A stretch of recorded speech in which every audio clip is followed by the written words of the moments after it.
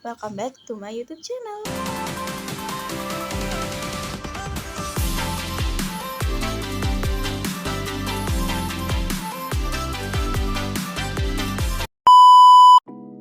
Oke, kalau di video sebelumnya kita sudah membahas tentang konsep manajemen pendidikan sekolah tinggi. Nah, pada video kali ini kita akan membahas tentang sekolah sebagai suatu sistem. Pembahasan yang pertama adalah pendidikan sistem. Jadi sistem adalah satu kesatuan yang utuh yang saling berinteraksi, berkomunikasi, ketergantungan satu sama lain dengan maksud untuk mencapai tujuan dari sistem tersebut. Menurut Fatah pada tahun 2006, pandangan pendidikan sebagai suatu sistem itu dapat dilihat secara mikro dan makro. Kalau secara mikro, pendidikan ini dapat dilihat dari hubungan elemen peserta didik, pendidik, dan interaksi keduanya dalam usaha pendidikan. Sedangkan secara makro, menjangkau elemen-elemen yang lebih luas. Oke, kita ke pembahasan kedua, yaitu adalah sekolah sebagai suatu sistem. Jadi komponen-komponen dari sistem sekolah terdiri atas masukan atau input, kemudian ada proses, kemudian ada keluaran langsung atau output, dan keluaran tidak langsung atau outcome. Nah, adapun ciri-ciri dari sebuah sistem yang pertama itu adalah terdiri dari banyak unsur, kemudian masing-masing unsur memiliki peranan spesifik untuk mendukung fungsi keseluruhan. Kemudian ketiga itu adalah tersusun dalam satu tataran tertentu. Kemudian antara masing-masing unsur ini saling mempengaruhi, tergantungan, dan berhubungan serta berkomunikasi. Kemudian berproses melakukan transformasi dengan mekanisme tertentu. Kemudian tidak tergiur dari pengaruh lingkungan. Kemudian selanjutnya itu adalah mempunyai maksud dan tujuan tersendiri.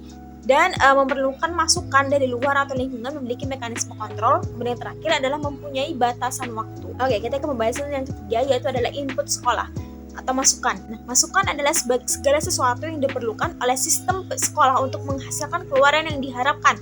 Nah, masukan ini terdiri dari tiga hal, yaitu masukan baku, merupakan siswa termasuk karakteristiknya. Kemudian ada masukan instrumen yang merupakan guru, sarana dan prasarana, kurikulum, dana, dan pengelolaan sekolah. Kemudian ada masukan lingkungan, yaitu segala sesuatu yang berada di luar lingkungan sekolah seperti masyarakat. Kemudian kita ke pembahasan yang selanjutnya, itu adalah proses sekolah atau proses pembelajaran. Nah, proses pembelajaran ini merupakan ujung tombak dari proses pendidikan yang mana suatu kegiatan ini dilakukan oleh guru berkaitan dengan materi ajar yang berlangsung dan dikemas secara interaktif, menyenangkan dan menantang, memotivasi serta merangsang peserta didik untuk berpikir aktif, kreatif dengan menggunakan berbagai pendekatan kasih sayang. Misalnya bagi seorang guru yang akan melaksanakan proses pembelajaran, maka guru tersebut harus menguasai unsur-unsur perencanaan proses pembelajaran yang baik seperti kebutuhan peserta didik, kompetensi dasar, tujuan, kemudian ada strategi. Kemudian pembahasan yang kelima itu adalah output sekolah. Nah, output atau keluaran ini merupakan hasil dari proses yang menghasilkan lulusan-lulusan sesuai dengan standar tertentu dan tentunya sesuai dengan harapan memenuhi kebutuhan yang diinginkan oleh masyarakat, orang tua, dan pemerintah. Nah, output pendidikan ini sebagai suatu sistem dapat dicerminkan dari suatu prestasi mutu lulusan sekolah. Oke, kita ke pembahasan yang terakhir, yaitu adalah outcome sekolah. Outcome ini merupakan keluaran tidak langsung yang menentukan berhasil atau tidaknya sistem sekolah.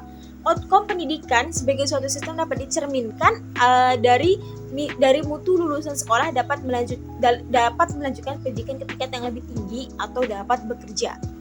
Oke, kayaknya segitu dulu video pembahasan kita pada kali ini. Jangan lupa like, komen, dan subscribe. Dan jangan lupa juga nonton video-video aku sebelumnya dan nantikan juga video-video aku selanjutnya. Terima kasih sudah nonton. Wassalamualaikum warahmatullahi wabarakatuh. Bye-bye.